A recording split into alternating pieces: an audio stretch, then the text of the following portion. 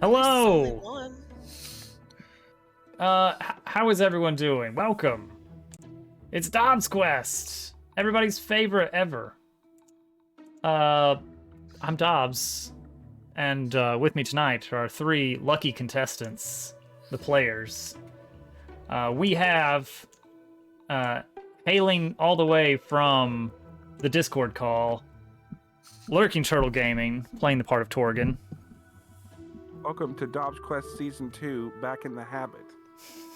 I feel like that one's been used before, but whatever. Playing the part of Serene, we have Daysnick. Good evening.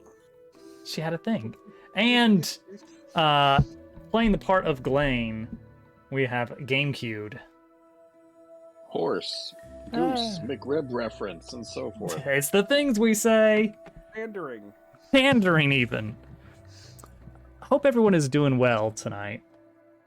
For anyone that is unfamiliar with what we are doing here, this is a tabletop role-playing game with no actual physical tabletop. The idea is that we will be telling a story collaboratively.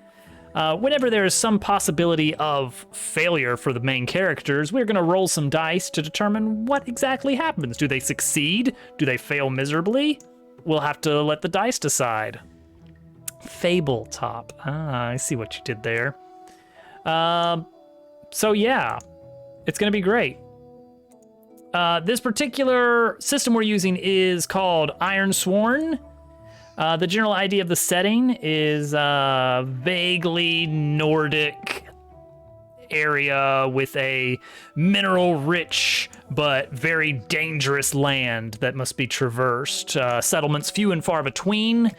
All the area between filled with dangerous beasts and bandits and inclement weather. So, we are kicking off. First off, Burger, thank you for the sub. We are kicking off Season 2. Episode 1 happened last week. Where we are so far is the party is searching for the mana springs. These are sort of controlled gateways that allow magic into the world at a set rate. However, some of them have been destroyed or faded through the years, and as such, it's putting a bit of a strain on the remaining ones. And so, in an effort to prevent the dam from bursting, more or less, the party is trying to research all of these, finding the remaining magical stones that kind of form these springs, these sort of magical portals, in hopes of figuring out how to construct their own, to bring balance back to the world. So, in episode 1, we learned that the party is heading towards the Ashen Lands, a sort of cataclysmically destroyed portion of the Iron Lands, covered in a thick layer of sort of chalky, sandy gray ash. They're not there yet. First, they've got to get through some fairly dangerous woods. They've made it to a settlement that's kind of on the outskirts. The village of Bulwark. This settlement is heavily defended, and it seems there's a bit of a snag in their current travels. The nearby population of wolf-like humanoids, known as the Varro, are very territorial, and as of late, they've been kind of having a bit of wars between their clans, trying to extend their reach, and as luck would have it, as the party has arrived, a sighting has occurred where a Varro has been spotted very close to the city walls, violating a generations-old truce between the Varro and the settlement of Bulwark. This kind of throws a lot of assumptions about the safety of the roads into question, and the caravan that was sort of acting as the party's guide to the Ashen Lands is not really comfortable leaving the settlement until that is resolved. So, Avara was spotted outside the walls. The party went and did a little bit of investigating around the town to try and get a bit more information about it. It didn't go great. Torgan did not make friends with the guards. And now, apparently, a child is missing. Last seen heading into the woods with his father's axe, saying that he was going to deal with the problem. Yes, Tio. We also have some new friends, a few, and some new enemies. On the party side is George, who is a bit of an overzealous type, probably thrown by Glaine. Yes, spelled like that for some reason. That's canon now. Fights with a sling, a little bit overzealous, but is very taken with the party in general. And George's older sister, Lucia, who is a mystic of some sort. Exactly what is involved there, we're not 100% sure. We'll let the dice decide when the time is right. But all we know right now is that somehow she is a mystic. She kind of keeps George in line a little bit. She's on friendly terms with the party. But we haven't really interacted with her that much. But they've both been part of this caravan that is heading towards the Ashenlands. There's a settlement deep within there that is rich with iron and gems and other mineral resources, which is pretty much the only reason anyone would ever travel out into the Ashenlands. That's where we are now. So, I think we're ready to get started, guys. Any last words before we take care of the immediate setting of the stage? Last words makes it sound like death. You know what? That might not be a coincidence. All right, so finding that Tio was heading into the woods alone, and this is, I'm gonna say that Tio is, he's not like a small kickable child, not one you would sling, Glaine. This kid is maybe, maybe around 12 or so. He's young, but he at least has enough sense to know that he's perhaps getting into danger here. Ha! Older than Flint.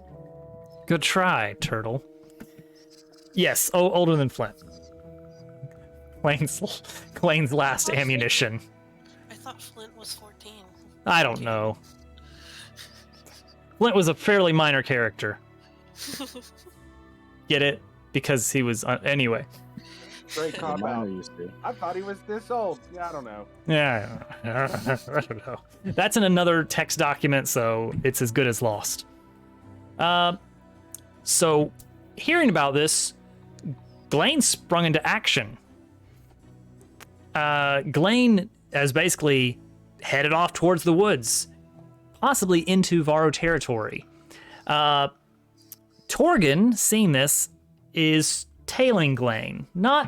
Glaine hasn't detected that Torgan is following just yet.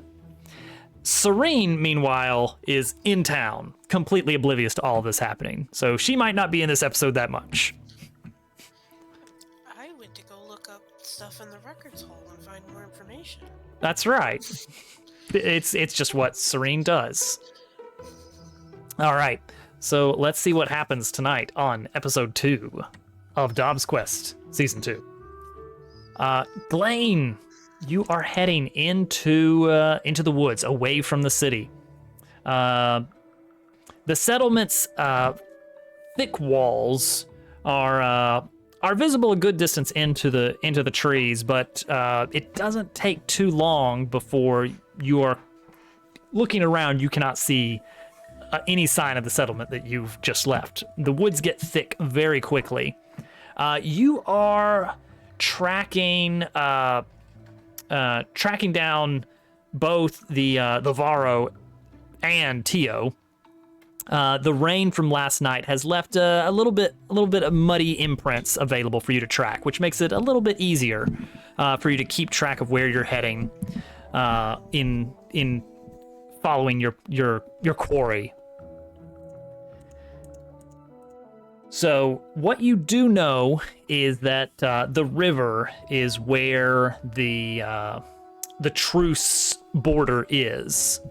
Though you guys haven't learned a lot about the details about this agreement between the Varro and the people of Bulwark, you know that there's a sort of understanding.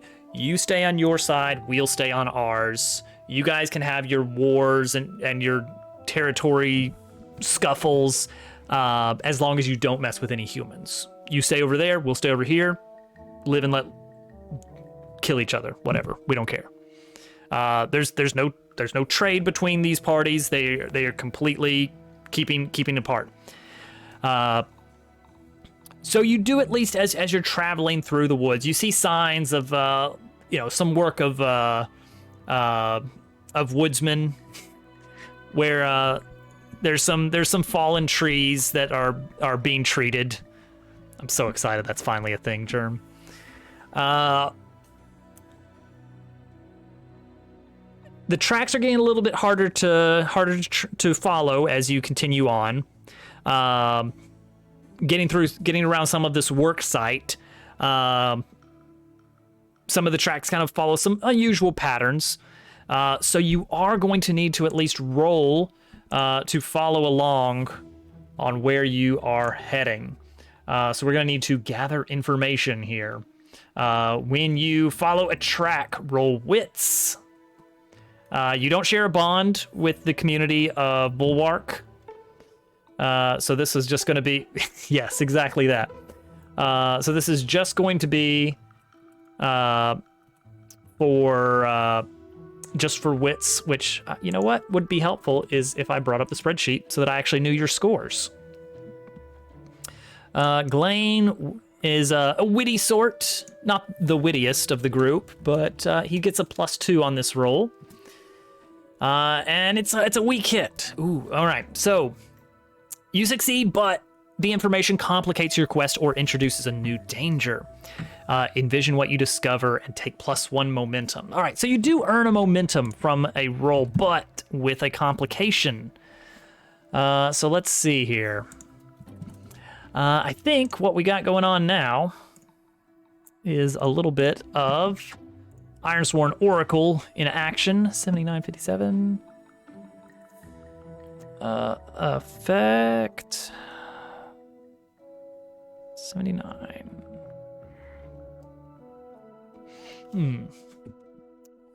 Right. Okay.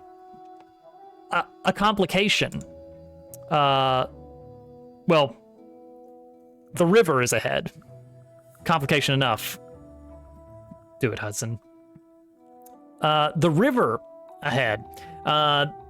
The woodsmen kind of keep a bit of a buffer between their work site and the river. So it takes some difficulty to continue on following the tracks once they pass through the water.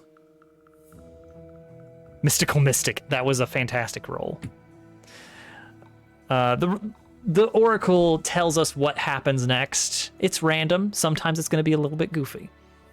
The stream is not impassable, but it is dangerous. How do you want to proceed? How close does the tree line get to the edge of the river? We'll say fairly close. A lot of the the trees that have been left to grow out this way, you know, they've not been trimmed, they've not been cut for their lumber. So you get some sturdy trees kind of growing pretty close to the edge of the water. Instead of trying to make a leap from ground level, I'd like to find a branch that's a little higher up that can support my weight. Okay. I might be able to make a higher up leap to make a further distance. Reasonable. In that case, you're going to secure an advantage here. S. There it is. Secure an advantage. When you assess a situation or make preparations, envision your action, you are going to be... Let's see here. This is the... I would say... So you're going to be trying to get across the river from a higher vantage point. Now, are you going to be trying to leap from up here? Kind of like a two-step running leap, like a From the branch. I'm from a higher up branch and kind of like a little tumble when I land or something. Okay. Let's call this. Well, you know what? Either way, it's going to be a 2, whether we do this with edge or wits. We'll call this an edge roll. It doesn't really matter which one we go with, but you find a tree that should be reasonable. It looks sturdy and strong, drinking up the nearby river water, getting the first taste of it. One other thing before I jump across. From my perch, before I take my jump. Because I followed a trail to get here. I would like to look around and see how a child would do this. Ooh. Is there signs of how they got across? Because they did. Yes. I'm a grown-ass man, and I All don't right. know all this. So All maybe right. there's something he left behind. Well, you know what? Then that's gonna be a wits suddenly. So let's see what your advantage is. Okay, you have a short-lived advantage here. Following the tracks, you see where the Varro and the child tracks kind of diverge a little bit as they approach the river. You can see quite clearly where the Varro would have scaled the tree and merely leapt the distance using its superior physical abilities. But the tracks from Tio, you can see it's not super visible, but since you're able to kind of follow the tracks, you can see, you know what, there's some rocks here where it's pretty shallow, where, you know, slip off your shoes, you know, get your boots off and just barefoot kind of, you could probably make your way right across here, only ankle deep. But that river runs kind of fast there, so you'd have to be careful. But you have found where Tio got across. You could kind of edge your way through there, but it's still gonna be a little bit dangerous. I mean, are the rolls going to be pretty equal? The roll I would have to make to walk across. Yes, you're still gonna have to do a face danger roll. It's just now because you have a short-lived advantage here. You get the extra momentum to work with. Well, now I know that if he walked through that, there should be more fresh, wet tracks caused by him. Yeah. But I'll go ahead and make my jump. All right, so here we go. All right, well, it's a good thing you get a roll of 1 on one of the challenge dice at least. This was for face danger, not face death. I need a better way to cycle these cards. All right, face danger. You succeed, but you face a troublesome cost. Let's see. River Molsk, yes. Let's see here. What kind of cost do we get here? All right, so you do succeed. You get across. Also, I need, now that I think about it, we need some river sounds here. That's a must-have. There we go. All right, so you do manage to get across, but you're not prepared for how slick the rocks are under the water. I mean, you were expecting them to be a little bit slippery, but once you get about halfway across, I thought I jumped. Oh, you went with the jump? Not Well, that it matters. Not that it matters. You succeed, but face some cost here. You kind of flub the jump just ever so slightly towards the end. One loose branch. You do make it across to the other side, but you've kind of got your boots a little bit wet in the water. So you fall a little bit short, but you're not washed away or anything. So disadvantage in the form of losing momentum. You're a little bit slowed down in your track. As such, with that slowing down, Torgan, what are you going to be doing here? This is a point where we can't really just hand wave you following anymore. You've well caught up to Glane. You have the opportunity to call out to him. No, I'm gonna keep my distance. I'm not Okay. letting him there yet. Well, you're gonna have to cross the river once he gets out of sight. Oh my. And Well, because you guys are going separately, I don't think this is one of those cases where you all just make the same roll. No, I'm also gonna put my hands on my hips and look around at the river and see if I can find a spot where I can get across that's safe. Right. Did he see me do it? Is he in eyesight of me? Yeah, he can see you from the trees. He's trying to keep his distance.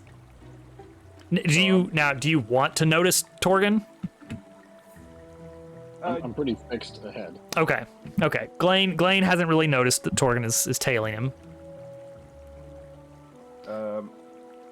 I'm gonna look around for a nice shallow spot to get across. All right, yeah. Okay, so Torgan will be trekking across once Glane is kind of further along, because Torgan doesn't want to be spotted by Glane. So Can I just point out how silly it is that the rogue is being tailed by the warrior in heavy armor geared for war. yeah, it's pretty hilarious. And is somehow unaware of it. Well, I mean, that speaks to his difficulty coping with It's- the loss of his shadow walking and maybe different. Yeah.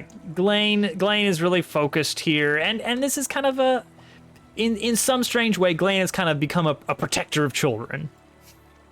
You know, he's trying to make up for all of the throwing. All right, so good news for Glane is he has found the tracks on the other side, and he gets back to following into the woods. Bad news is you are in Varro territory officially at this point. Yes, for content.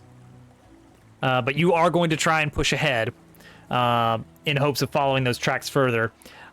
So once he's out of sight, Torgan, you prepare to make it across. You know what? You are kind of the sturdy, valiant warrior sort. I think you're just going to brute force your way across. You're not trying to balance. You're just trudging your way through. That's how I seem to do everything.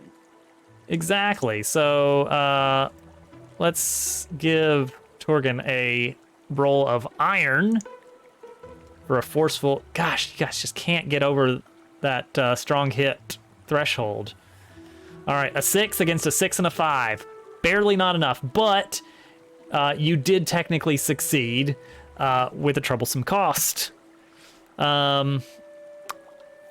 I think it's kind of the same story as with Glane. You know, you have to slow down a bit to empty out your boots. You're getting a little bit sidetracked in getting across the river. You succeeded, but you've kind of lost a little bit of your steam there. Glane, back on track, heading towards the woods. I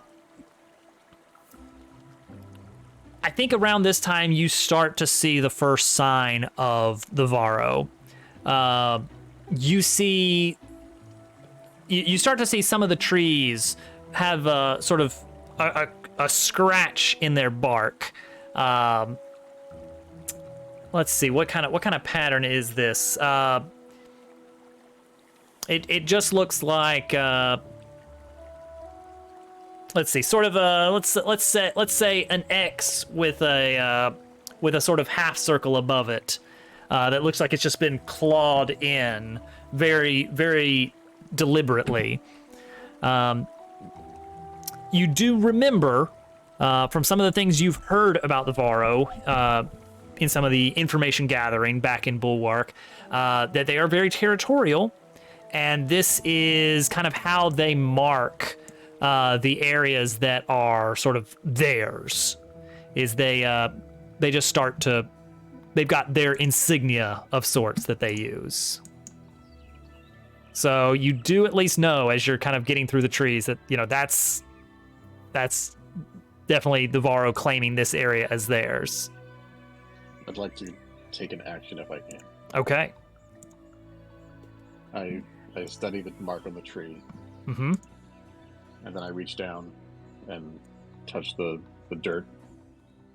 And I kind of pull back my cloak and kind of try to copy it as best I can, dirtying up like my chest. So that if they catch me, I can kind of like open my cloak and be like, "Hey, friend."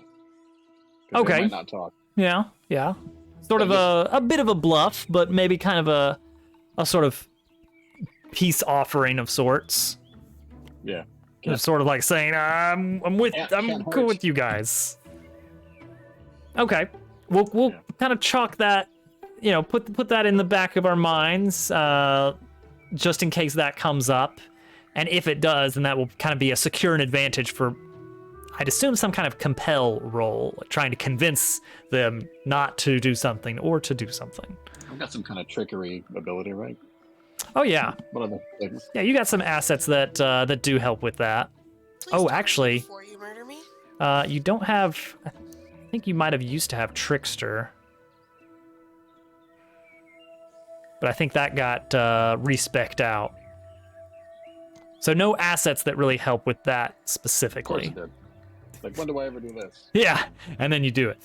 All right, well, that's fine. Okay, so heading into the woods. Let's see here. At this point, you start to see, you're really getting deep into the woods here. And you're starting to see signs of, it looks like an old road that passed through this area.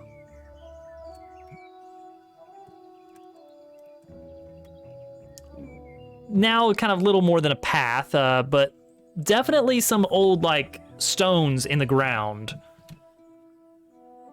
Maybe markers of some kind, maybe upturned street stones, but there was definitely a path deliberately created here through the woods that's been kind of overgrown a bit.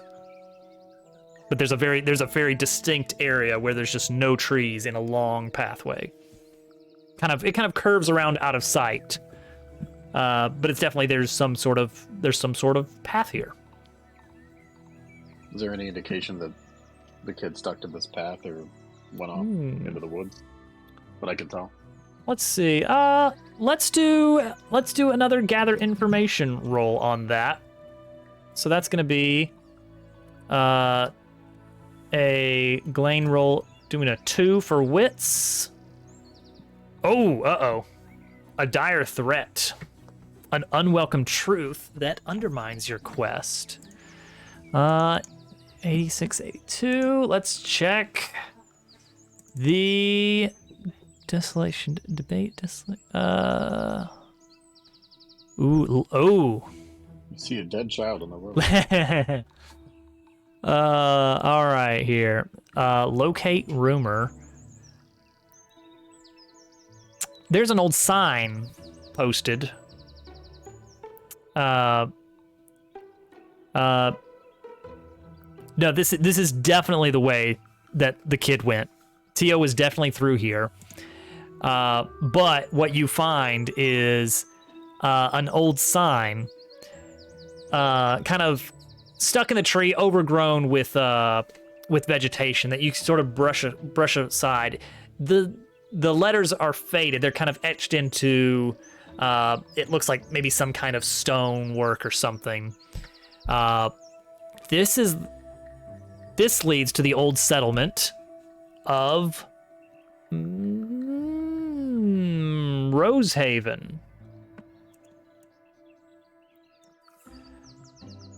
This is a settlement that you have heard of during your time at Bulwark. You were told about. This is a settlement that was completely overtaken by the Varro, claimed as their land while people were still there. You don't know much about the ensuing fleeing or murder that may have happened as a result, but you do know that kind of led to the now tenuous truce. Wait, weren't we told that Rosehaven was towards the Ashenlands and between Bulwark and the Ashenlands, and isn't this the other way? Well, you know what? Turns out those people were wrong.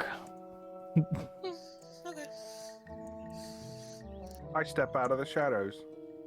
Oh! This seems like a cheery place, doesn't it?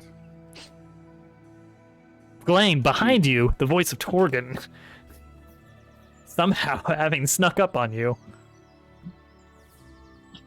What are you doing here?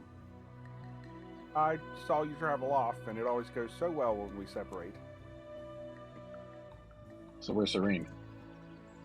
I think she's probably got her nose in a book, like usual. No offense, Day. Mm-hmm. Are we going in here? I am. Do you think we should go back and get Serene? I have an idea, and if it works, we shouldn't need her. And if it really works, we might not even need you. But if you're here, let's make the best of it. I'm glad to see that I can be helpful. If they see more than one person coming in, they're going to see that as a threat. If I can go in by myself and try to get him out of there, I might be able to get him and turn around, even if they find me. Knowing that you're here, you can run ahead if trouble starts. But just like you've been doing, if you can keep staying out of sight, that might be to our advantage. That'll be fine. I'll keep doing my member marks version of shadow walking then. Analog shadow walking. Wayne rolls his eyes. Yes. Just stay back, and if it becomes clear that if we actually start to actually fight, I'll call out to you. Jump in. Give me a sign. Maybe a horse whinny or something. If you see me draw my knives or crossbow, come out. Will do. Or if I get physically contacted with by one of them. Okay. All right. I'm gonna trek further down, but I'm not gonna take the path. I'm gonna kind of snake through the tree line that the path follows. Okay. I'm not gonna put myself visibly on that path. There's some difficulty there. The area around Rosehaven lives up to its name. Thick, thorny vines infest the off-path areas. It won't be easy to get through. Possible, but difficult. Are the trees here as sturdy as they were by the river? Yes. Can I try to find a high branch path? Just make my way over. Yeah. So that'll be securing an advantage here. Jordan can hack his way through with a sword. Yeah. Too, but He's going to attempt a manual override of the thorns. So you are going to be trying to use your wits to find a good path in the trees, and in turn use your agility to traverse that path. So securing an advantage first off. Is there a good path in the trees? No, there's not. get those bad dice rolls out of the way. Yeah, exactly. Get the bad ones out now. Ugh. Okay. So if there's no path, then I'm just walking on the path, then, right? I don't need to make a roll to take a path that doesn't exist. Your assumptions betray you. Oh, that doesn't bode well.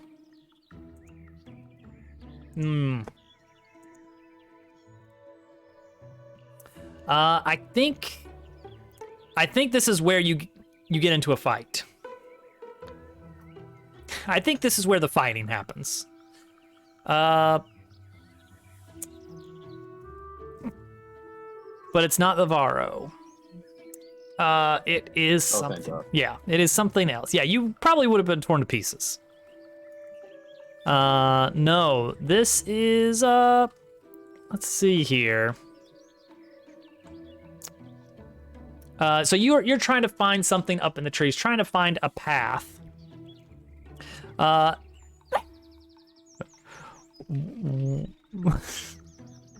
day snack.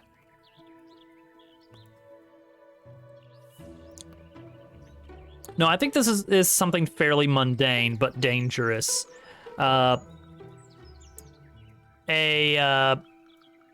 You've sort of incidentally stumbled upon a thicket that a rather large and angry boar calls home.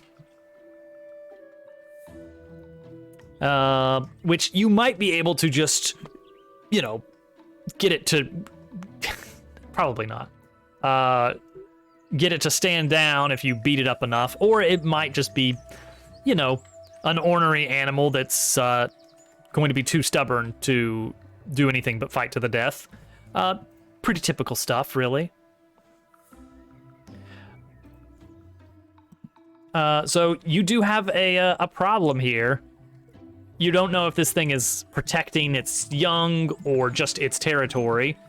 But nonetheless, you have to figure out something to do with this now.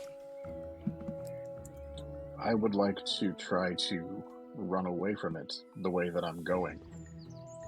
You know Torben what? Shouldn't be involved in the fight yet. If it's protecting its territory or babies, me leaving is exactly what it wants in any case. That's true. Unless it's just super aggressive and wants to go, in which case it will pursue, and then Torgen can chase from behind and back attack it. Let's see here. No, this is not compel. This is face danger, That's a great job. You anger it, and I got to take care of it. basically. Doesn't So know you're there. This is retreat. this is basically face danger with you're reacting to an imminent threat with speed. So you're going to be rolling edge here, just trying to put some distance between you and this thing. Not looking for a fight right now, hoping to avoid that. A weak hit, yes, but all right. I think what happens then is you are ambushed by this thing, basically. You definitely weren't ready for it. It pops out from the bushes, runs at you, headbutts you. You're kind of enduring a bit of a blow from this creature before scrambling up and out of its path. So you are going to need to endure harm. And I think this is going to be enduring 2 harm because of this creature's rank, which will put you down at 3. 6 damage, dead, instantly dead. So when you are enduring harm, you get to roll health or iron. In this case, you're going to be rolling health because that's going to be higher. And weak hit. So no change. You just stay at 3 health. So Glane is ambushed by this boar. He is just about run over. This creature just scurries out. And Glane is completely caught off guard. He tries to kind of dip out of the way, but is just knocked off his feet, kind of gets bruised up quite a bit. He was not expecting this creature to have so much mass behind it with the sheer sudden speed it had coming out of the trees. But not wanting to kind of deal with this, runs down the path quickly to try and escape, and is successful. It was a weak hit on face danger. It was a success. So you do manage to get past it. Though a little bit worse for wear as a result.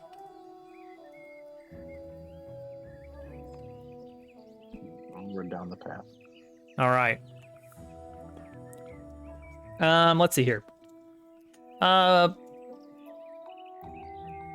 Torgen, you actually have plenty of time to see what's coming as a result. And you're able to kind of give this thing a wide berth and completely avoid it. That's what my attempt was going to be anyway. Impressive. Let's see here. All right. So with that out of the way, first of all, good job.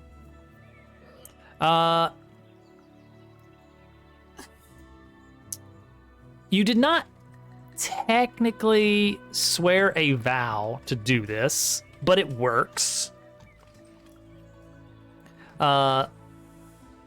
Typically what we do is when there is some kind of making a journey towards something or a vow towards something, there's a roll for making progress.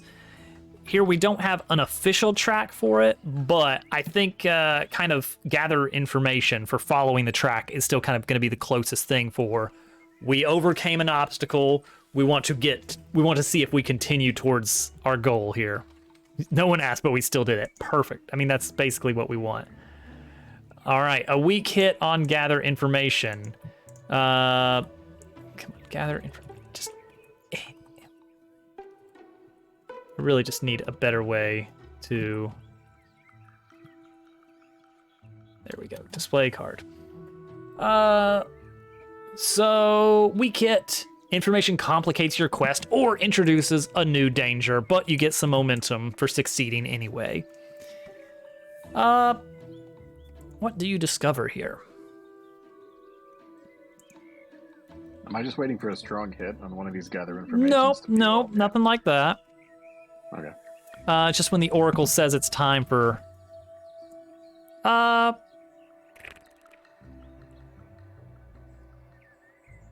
No, you know what? Yeah, I think we find something here. All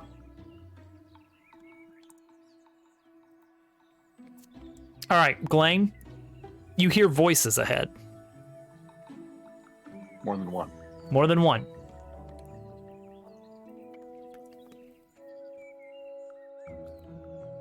A little bit caught off guard by this. You listen close. One voice, the first you hear, you're fairly certain is Tio. But you didn't expect him to be talking while tracking him. And so it kind of catches you off guard and you stop for a moment, and then you hear that there is a second voice replying. It is a much deeper voice. A much more beastly voice. It sounds like a Varro.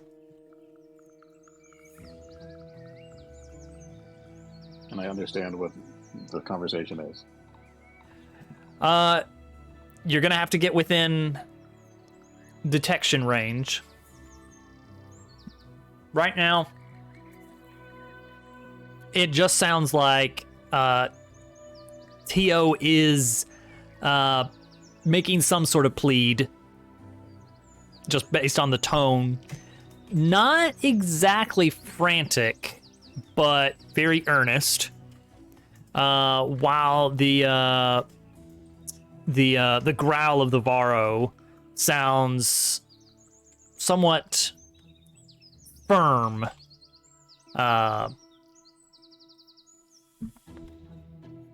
Bordering on a sort of anger, but it's very tough to tell.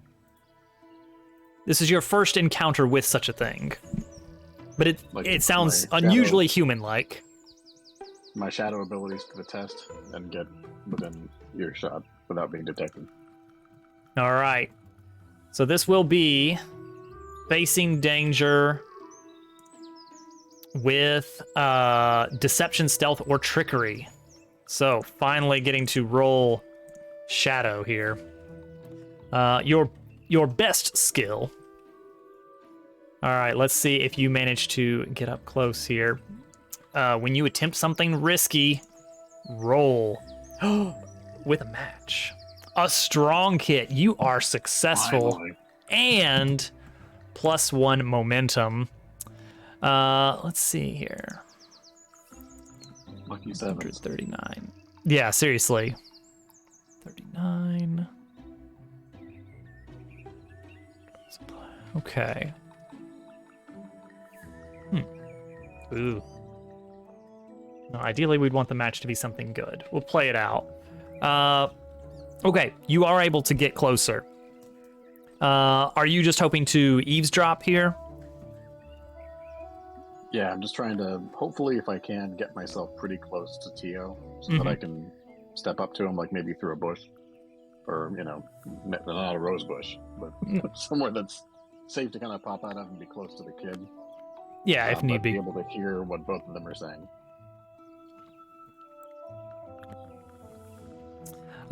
It sounds like Tio is just being told to leave and to not return by this sort of very, very growling sort of voice. That he doesn't belong here. Should never have come.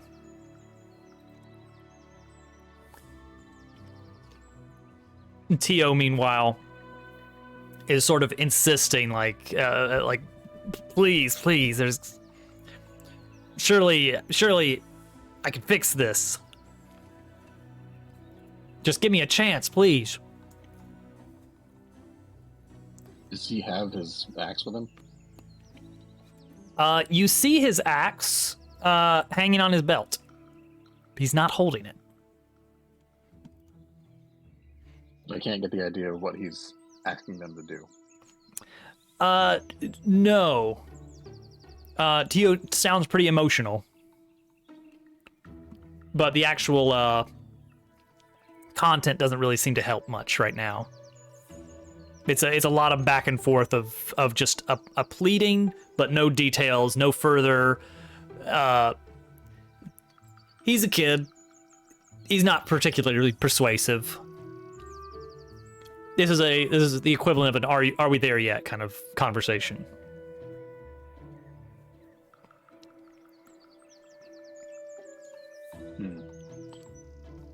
Are there any other Varro that I can sense other than this main one? Nothing you can tell. It seems like there's just the one right now.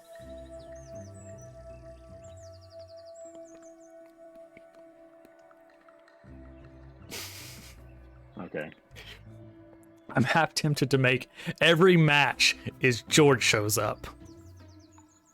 God, no. No. Out of a helicopter. Serena's quite a tracker. Any chance she got bored and decided to follow us? Serene, if you want to be in on this, then George totally would have seen Torgan heading out and would have told you.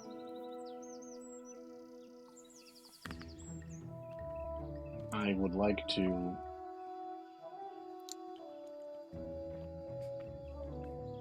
slowly and kind of low to the ground, as to not appear threatening, emerge from my hiding place, put my hand on his shoulder, and pull him behind me. Ooh. And say things like, I found you, we've been looking all over for you, I need to get you home. Because I know what that wolf guy wants. And I know he speaks English. Yeah, you got that going for you at least. I'm gift wrapping exactly what this guy wants. Yeah, we're taking the child. I can see. I'm close enough to see. Yes, Torgan. Like a bloodied forehead from the pig. I'm very dirty. I've got his mark on my Yeah, chest. you've got the all spells, everything that this guy wants to see. I don't have 5 guys with me with pitchforks and crossbows. You could have if you wanted them.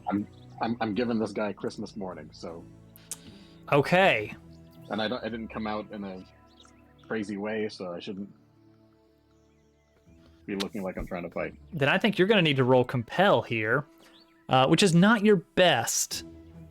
In fact, it's your worst. I'm sure it's fine. Well, I mean, I'm not trying to trick him.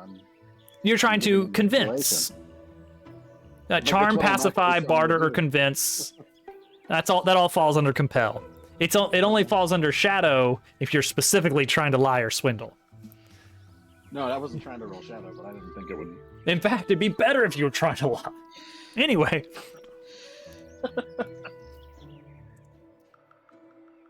No! Oh my god. They refuse. All right, so you step out, and you tell Tio, I found you. We're taking you home. We're leaving right now. But your compel fails, and Tio says no. He says no. He says no. How does the Varro sort of takes a step back and sort of, raises hands defensively. Pause. And you're getting a very close look at this thing. It's not pretty. This thing has it takes a short pause. Let's see here. So specifically, this thing has very wolf-like features. About a head taller. Well, not quite. Maybe a slightly taller than you. And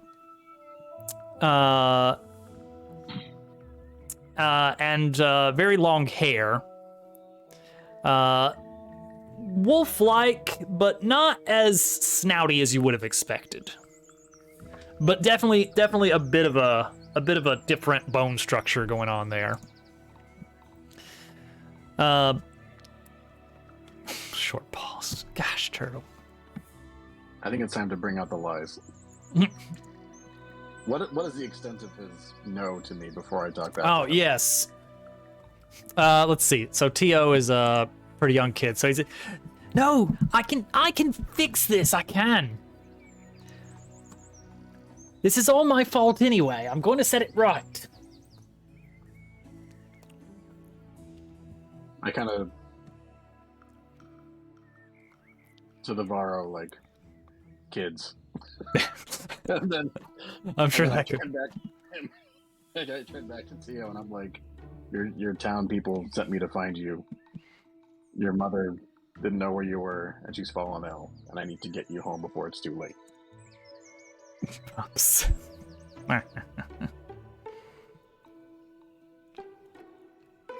I'm gonna lie to the kid to fix this. So your lie here is specifically just that, like, no, I was told to get you. I'm taking this cub home.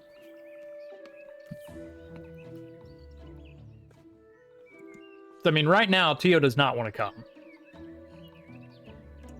Right now, you've already made a compel attempt, so it's not really going to be viable for a reroll unless something here changes. Some new information is brought to the table. Well, I mean, I was kind of talking to the Varro when I popped out. Like, I need to get you, that was for his benefit. Now I'm lying to the kid. I mean, the kid may believe you, like, hey, I was told to get you, but the kid is still the one insisting, I don't care. After the mom line I gave him? Yeah. That's the roll? That's one roll from the beginning to this?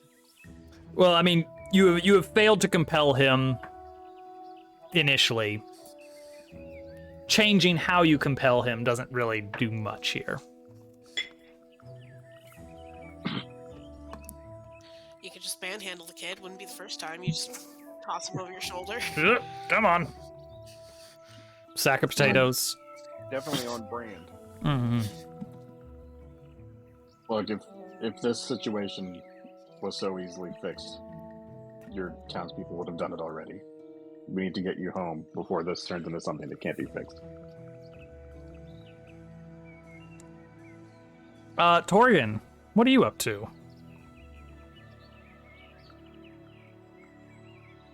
I am just observing as quietly as possible. I don't want to be seen if at all possible. But as the compeller of this party, I should definitely try something. So maybe I kind of pretend like I'm out of breath and kind of run up and say, "There you guys are. Everybody's waiting for us back at the camp, at the town. Oh, by the way, hello, wolf person. Oh, good, more people. Sorry, don't mean no harm. Just Right, that's yeah. the truth. Just trying to be You a know, charming just- presence. Just had to come hunt down this missing kid. Yeah. Oh, let's see here. What even move applies in this case? I mean, since I'm trying to make friends, maybe this would be a heart move. Yeah, let's see here. Is he trying to compel the kid? Or No, Oh, he this seems to want us out of here. He just wants to go home. I kind of want to make friends with the wolf man. You know, I just kind of like. He's not the one we're trying to get to leave. No, that's true, but we're also trying not to get mauled because yeah. we found the location of their camp. I think this would be a chance for Torgan is going to assist Yeah. here and try and add his calming presence to the mix here. Now, whether this is going to be aiding Glane or a future Torgan move specifically, kind of uncertain right now, but we're kind of trying to charm the area a little bit, make things lighten the mood a bit here. Hello, I'm here and I'm not a threat.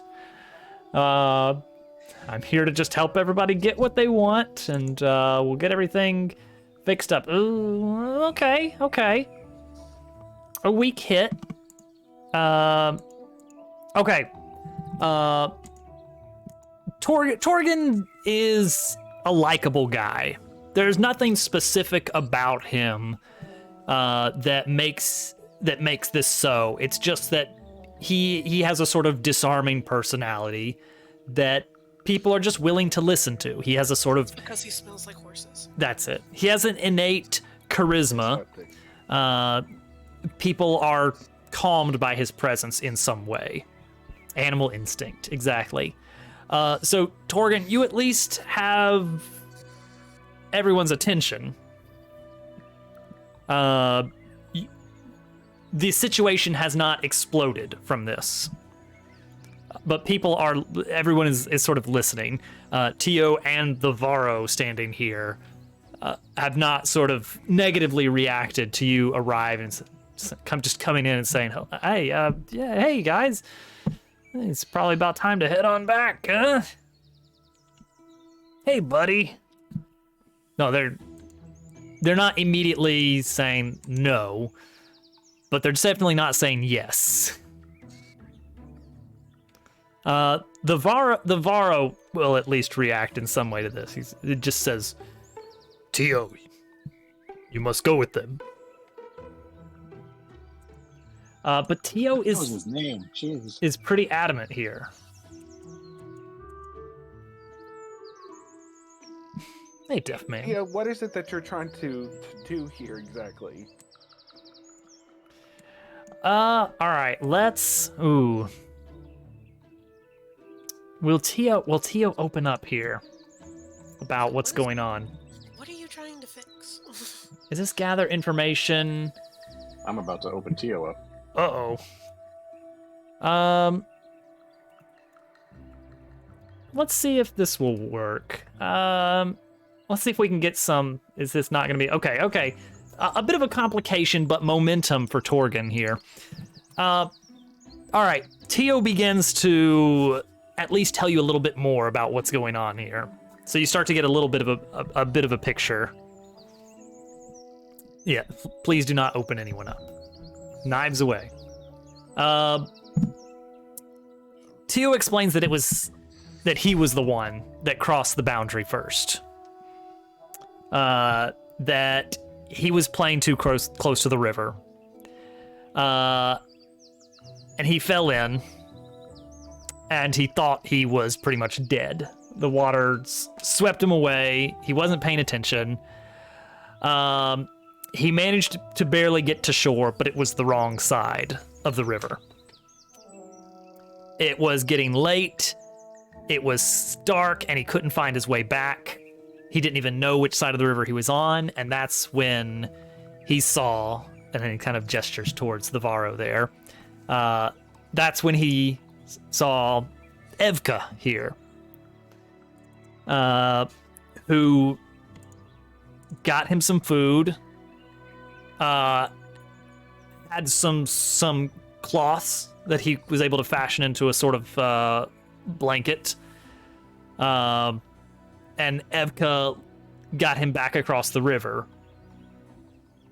And since then, they've kind of become friends.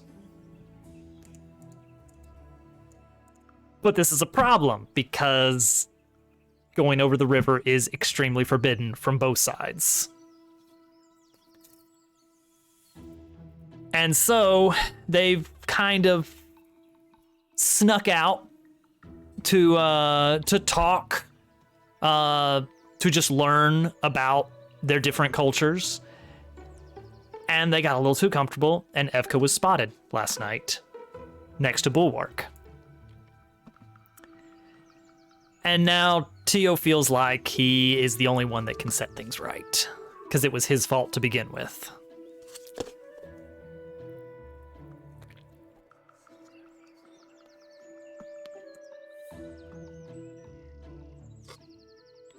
Look, kid, it seems to me that the best way to set things right is to tell the people in your town that this happened, because they're the ones that are up in arms about them crossing over. Evka here seems pretty okay with it. It seems to be willing to let you go. There's no ill will here. But the work is not to be done here. You've got to face your people and tell them exactly what happened. That will fix this. But we won't get that chance if we are spotted here.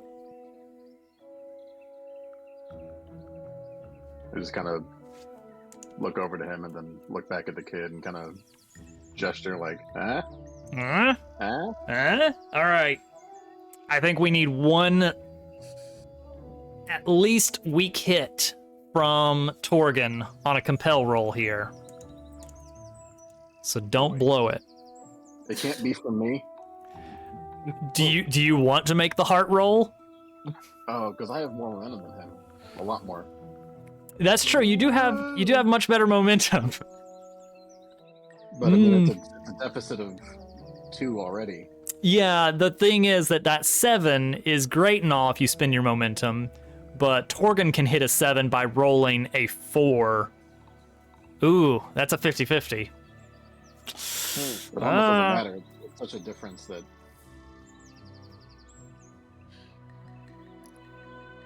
I mean, here's the thing. If this doesn't work, this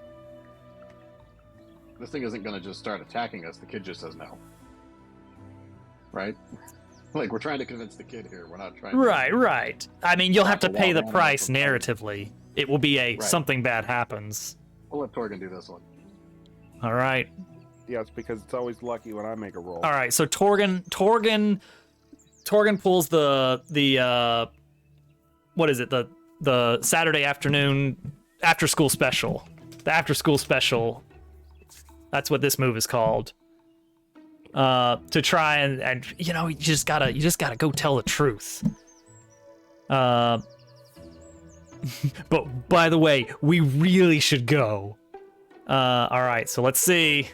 I love that. It's getting dark out. Where's Mr. T when you need him? Okay. A weak hit. This is a yes, but. Okay. The yes, but. All right, let's see here. What does the Oracle say? Need an action and a theme from the Oracle. 74, 78.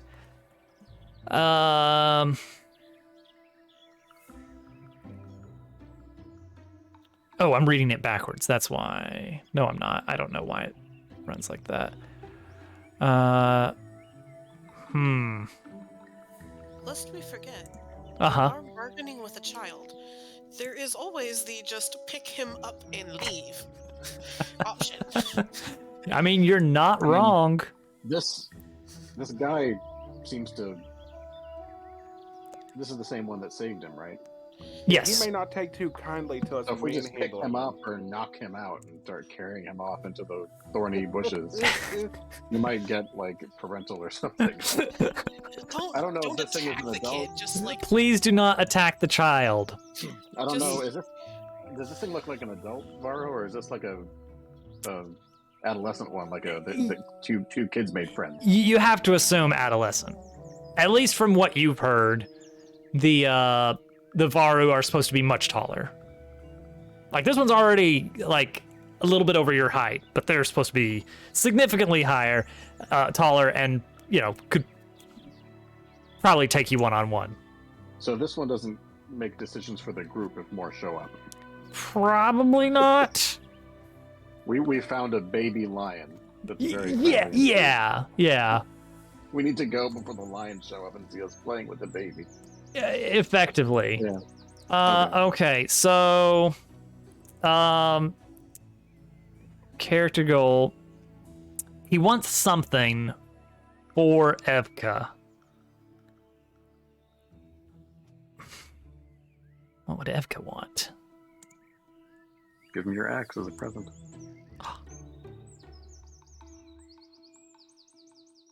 You know what? I'm down with that. You talk it out with Tio, and you basically tell him, like, you know, hey, you know, maybe not now, but at some point, you're gonna find a way that you guys can still be friends. Why don't you give him a keepsake of sort to hold on to as a sort of reminder? Identifier. Yeah. So when he looks like the other ones, you've got this little axe on you. There you go. And this may be important later, maybe, but it has his name on it. Sure. As it would. It's his family name. Because it's not really his axe. And hopefully they don't think, oh, this is the one that killed Tio's father and ran off with his axe. Ugh. indication that Tio's dad is dead. That was not in the story. Yeah, it's never been outright said. Okay. Alright, he could just be... Yeah. He's cool with this. Grab his father's axe, not his dead father's axe. Yeah. Tio's on board. There's a sort of heartfelt goodbye of sorts. And before we head out, I'm like, I don't know if your kind likes bacon, but there's a pig back there in that bush if you want to get it. I hear they're delicious. Never seen one before. I don't know what you're talking about. All right. No.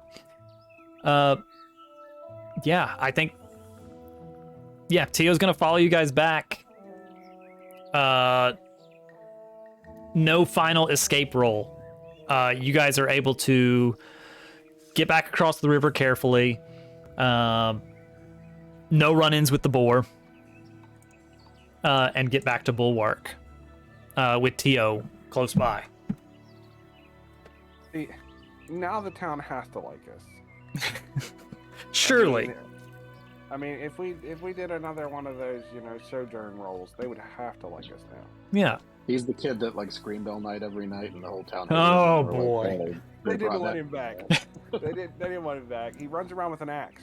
I mean, there's that. He's got night terrors, that kid. Yeah. Which have only gotten worse now. All right. So, there is a maybe about a day passes. But you guys get everything straightened out. Tio is reunited with his tearful mother, who immediately begins scolding him for leaving in the first place. Serene is found in the library. She did not realize you guys were gone. For a whole day. The family axe. The town guard is slightly more okay with Torgon now. Not that they care. Not that anybody cares too much about their opinion. Oh no.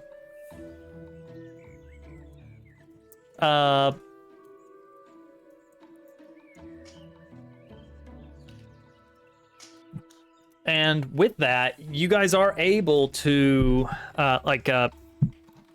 Lucia is ready to get the caravan back on the road.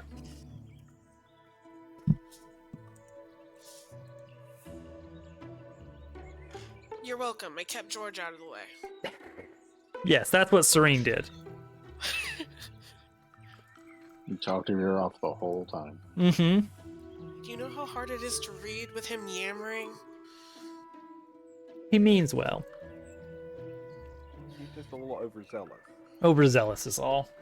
I taught him a few things. He's slightly more useful now. I don't know what I've taught him yet. We'll figure that out. Maybe he keeps an eye out for herbs. Torgon, it's good to see you again. Hey, do you want to hear the elven word for ham? What's a ham?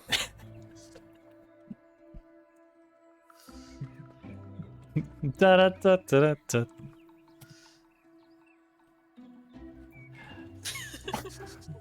Now, on the subject of the events that went down across the river, Torgon and Glane, what is there anything that you guys do with that information? Like right now, peace is returned. Everybody's good again. So I mean, there's nothing required really at this point. I mean, maybe we should relay the information to the guard and explain to them that it was just an accident and they'd let us go willingly. And well, does the kid do it? We were saying maybe leave him alive. Did we give the kid a chance to tell everybody what it was before we just tell him? I mean, that's what do you guys think should happen in this situation? I mean, if he doesn't, we will, but we're not just gonna do it. We're gonna give him a chance. You take him to his mom. His mom says hi. You're like, okay, we have some unfinished business. Come along, and you march the kid up to the mayor, and you're like, okay, now explain what happened. By the ear. By the ear, yeah. So it's basically all resolved at that point. It's like, oh gosh, you were the one that almost caused a war. Great. It's like, okay, I'm glad you made a friend, but But don't. I mean, maybe since they've, we've done them a favor, maybe they would try to heal up Glane a little. Maybe somebody in the town. Yeah, and I cleaned my whatever I call a shirt, that marking that I put on there.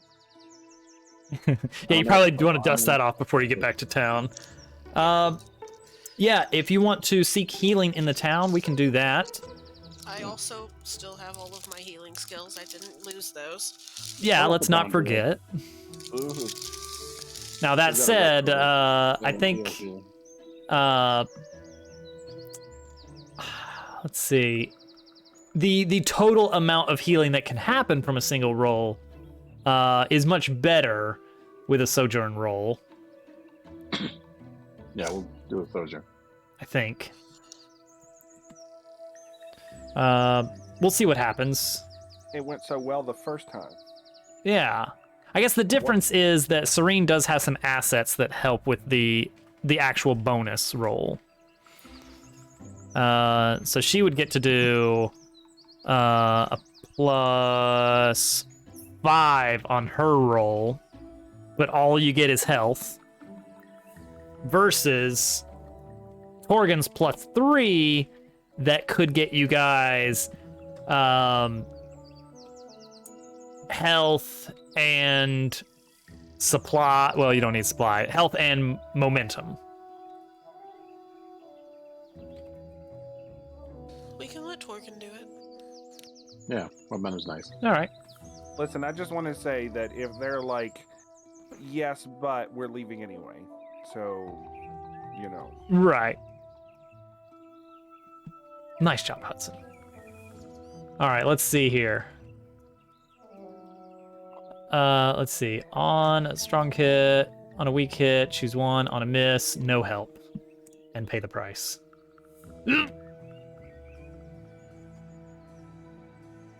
And they chased us out of town. Uh-oh. What? Oh gosh, yeah. Well, not chased out of town, but uh-oh. Oh God. Wait, what happened here? Why? Maybe there was like a really nice little celebration. Like 275. they got the boy, but the minute that nobody was looking, the guards were like, Get out of "Y'all need here. to get out." You need to leave. Yeah, Because they never like this. we wouldn't have had a problem at all if you all hadn't showed up. I feel like this is all your fault. Get out. Okay. Oracle says clash mysticism. Oh, they don't like Ma- George's brother. Sister. His sister. They don't like Lucia. They don't They- like George's sister. And we're Yeah. associated with them. Yeah, something's going on. Lucia does not explain, but you guys are like, all right, yeah, they're having a celebration for Tio being returned safely. We're invited. There's gonna be food and party games, and we'll get an opportunity to plan out our next leg of the journey. And Lucia just is kind of in hushed tone says, "We need to leave now."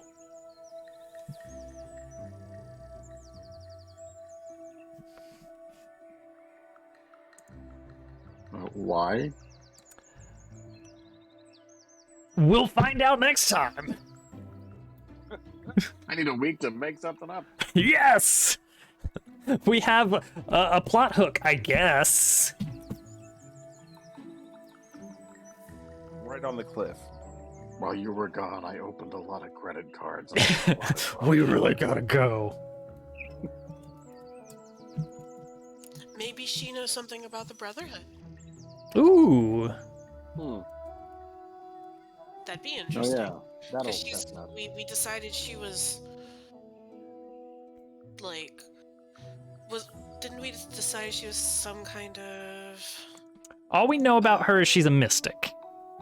okay. We don't know anything about, like, what kind of rituals she performs or anything about that or secret information she has. We just know that she is a mystic. And for some reason, she is related to George.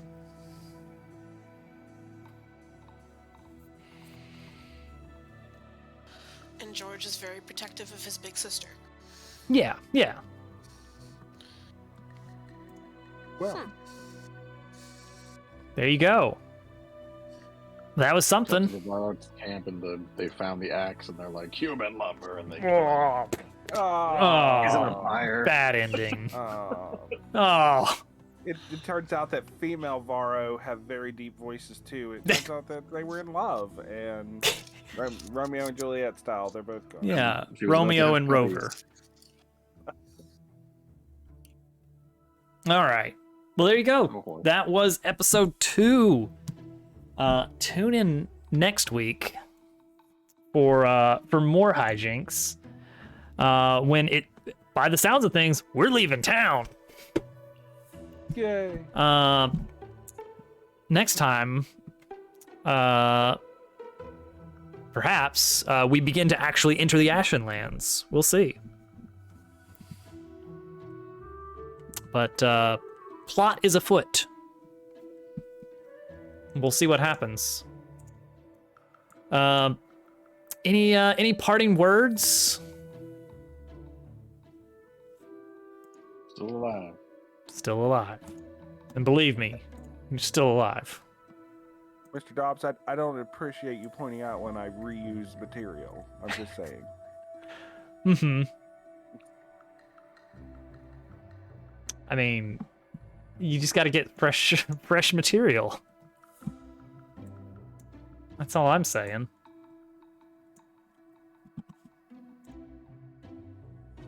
Horse.